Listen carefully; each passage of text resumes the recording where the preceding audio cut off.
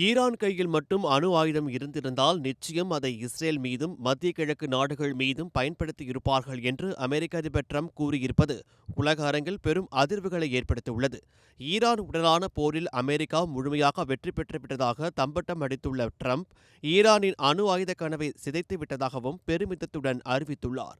தான் மட்டும் சரியான நேரத்தில் இந்த தாக்குதலை நடத்தியிருக்காவிட்டால் அடுத்த 2 வாரங்களில் ஈரான் அணுகுண்டை தயாரித்திருக்கும் என்றும், பாரக் ஒபாமா காலத்தில் போடப்பட்ட ஒப்பந்தமே ஈரானின் இந்த வளர்ச்சிக்கு காரணம் என்றும் ட்ரம்ப் கடுமையாக சாடியுள்ளார்.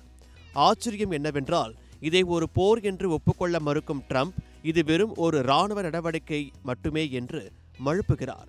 எங்கள் போர் விமானங்கள் ஈரானின் தலைநகர் தெஹ்ரான் மேலே சுதந்திரமாக பறக்கின்றன. ஈரானால் எங்களை ஒன்றும் செய்ய முடியவில்லை. இராணுவ ரீதியாக அவர்கள் செத்துவிட்டார்கள் என்று ட்ரம்ப் வெற்றி முழக்கமிட்டுள்ளார். ஆனால் கள நிலவரமோ வேறு மாதிரி இருக்கிறது. ஹோர்முஸ் ஜலசந்தி இன்னும் ஈரானின் கட்டுப்பாட்டில் இருப்பதால் உலகின் கச்சா எண்ணெய் விநியோகம் 25% முடங்கியுள்ளது. விலைவாசி விண்ணை முட்டுகிறது.